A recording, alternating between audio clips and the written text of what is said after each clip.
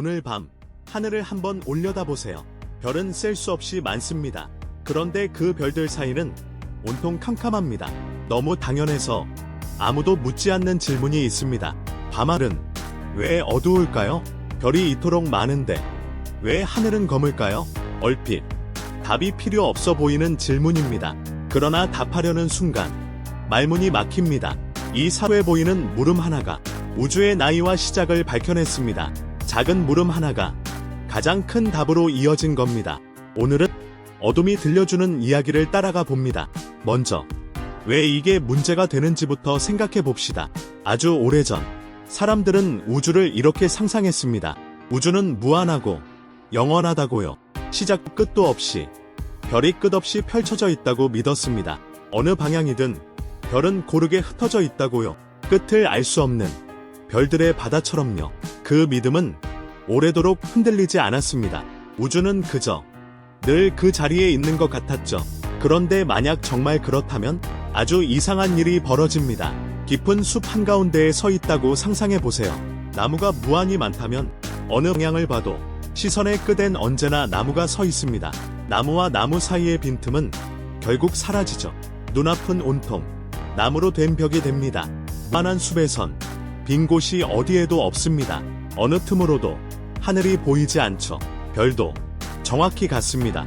우주의 별이 무한하다면 어느 방향을 봐도 시선의 끝은 어느 별엔가 닿습니다.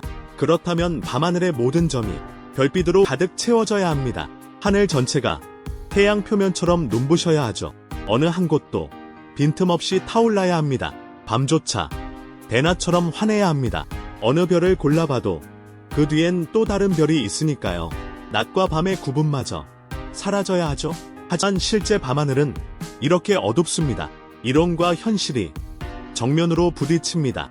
무한한 우주라면 하늘은 불타야 하는데 우리가 보는 밤은 이렇게 고요히 검습니다.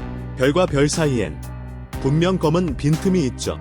이 모순을 오래전 천문학자들도 알아챘습니다. 19세기 독일의 천문학자 올베르스가 이 문제를 세상에 널리 알렸습니다. 단순한 물음이었지만 누구도 쉽게 답하지 못했죠. 한 사람의 이름이 우주의 수수께끼에 새겨졌죠. 그래서 이것을 올베르스의 역설이라 부릅니다. 사람들은 여러 답을 궁리했습니다. 혹시 별과 별 사이의 먼지가 그 빛을 가로막는 건 아닐까? 처음엔 그럴듯해 보였습니다. 먼지가 커튼처럼 별빛을 삼킨다고 여겼죠. 하지만 곧 허점이 드러났습니다. 빛을 계속 받은 먼지는 뜨겁게 달아오릅니다. 그리고 결국 스스로 빛을 내뿜기 시작하죠. 가리던 먼지가 도리어 또 하나의 빛이 되는 겁니다. 먼지로는 영원한 어둠을 설명할 수 없었습니다. 진짜 답은 더 깊은 곳에 있었습니다. 그리고 그 답은 우주에 대한 생각을 통째로 바꿔놓습니다. 첫 번째 열쇠는 우주의 시작이 있었다는 사실입니다. 우주는 무한히 오래된 것이 아닙니다. 약 38억 년 전 한 점에서 시작됐습니다. 우주에게도 태어난 순간이 있었던 겁니다. 별들도 그 뒤에야 하나둘 태어났고요. 게다가 별은 한번 태어나면 영원히 타오르지 못합니다. 연료를 다 쓰면 언젠가 빛을 잃고 쓰러지죠. 커다란 별은 폭발로 짧은 생을 마치기도 하고요. 그러니 별빛에도 저마다 시작과 끝이 있는 겁니다. 여기서 중요한 것이 빛의 속도입니다. 빛은 우주에서 가장 빠르지만 그 속도조차 무한하지는 않습니다.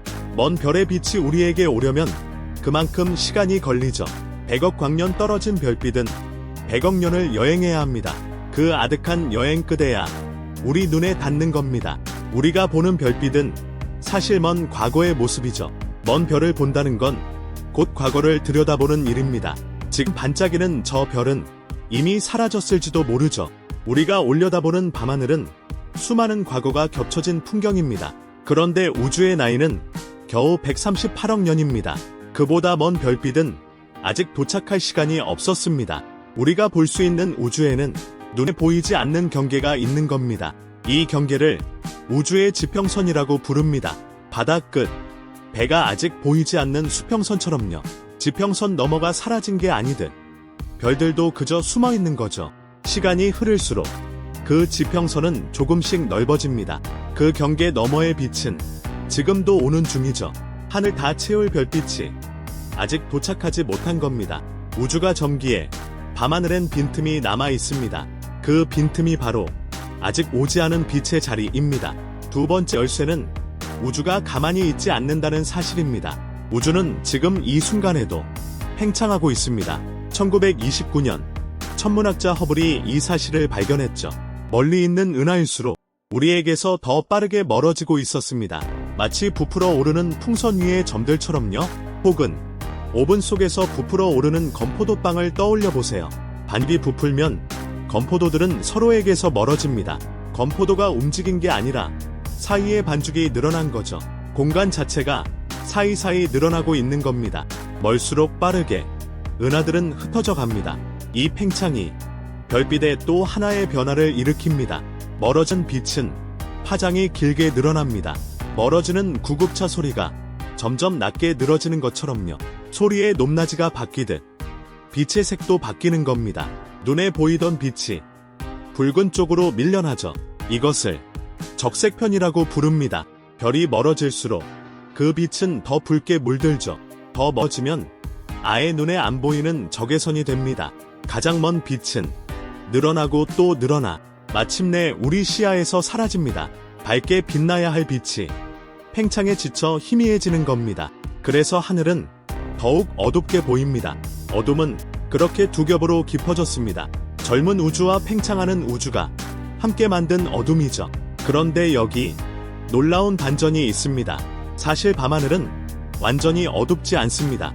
우주가 처음 태어났을 때의 빛이 아직도 우주에 남아 있거든요. 이것을 우주 배경 복사라고 부릅니다. 빅뱅의 잔열이 지금도 우주 전체에 퍼져 있는 겁니다. 갓 태어난 우주는 안개처럼 빛이 갇혀 있었습니다. 약 38만 년이 지나서야 우주는 비로소 투명해졌죠. 그 순간 처음으로 풀려난 빛이 온 하늘로 뻗어나갔습니다. 1965년 두 과학자가 이 희미한 신호를 처음 포착했죠. 이 빛은 온 하늘을 빈틈없이 가득 채웁니다. 올베르스가 상상했던 빛으로 가득 찬 하늘. 그 하늘은 정말로 존재했습니다. 우리 머리 위는 실제로 빛으로 가득 차 있었던 겁니다. 다만 팽창에 극단적으로 늘어나 우리 눈이 아닌 점퍼멍 원경에만 잡히는 마이크로파가 됐죠. 그 사이 빛은 상상하기 힘들 만큼 차갑게 식었습니다. 이제는 절대 영도보다 겨우 몇 도 높을 뿐이죠. 한때 온 하늘을 태우던 빛이 이토록 식어버린 겁니다. 올베르스의 밝은 하늘은 이렇게 모습을 바꿔 살아남은 겁니다. 그래서 우리는 그 빛을 볼 수 없습니다. 밤하늘은 어두운 게 아니라 우리가 못 보는 빛으로 조용히 빛나고 있었습니다. 이제 처음의 질문으로 돌아가 봅시다. 밤하늘은 왜 어두울까? 우주가 무한히 늙지 않고 138억 년 전에 시작했기 때문입니다. 그리고 지금도 쉼없이 팽창하고 있기 때문이죠. 어둠은 텅 빈 무의미가 아니었습니다. 오히려 우주의 시작이 있었다는 가장 큰 증거였습니다. 만약 우주가 영원했다면 밤하늘은 온통 불타고 있었겠죠. 별빛으로 눈부신 하늘이 사방을 뒤덮었을 겁니다. 그러나 우리의 밤은 어둡고 그것이 곧 답입니다. 어둠이 곧 신호였던 셈이죠. 어둠의 크기가 우주의 젊음을 말해줍니다. 한 아이가 던질 법한 단순한 질문이 우주의 나이와 탄생을 우리에게 알려준 겁니다. 다음에 밤하늘을 올려다볼 때 그 어둠을 조금 다르게 느껴보세요. 그것은 비어있는 게 아니라 시작이 있는 우주가 우리에게 보내는 신호입니다. 별과 별 사이 그 깊은 어둠 속에도 아직 만나지 못한 빛이 지금도 다가오고 있죠. 그 빛은 오늘도 우리를 향해 오는 중입니다. 우리가 보는 밤은 우주의 지금 이 순간을 담고 있죠. 어둠조차 우주는 그냥 어둡게 두지 않았습니다. 코스모스 노트였습니다. 다음 여행에서 또 만나요.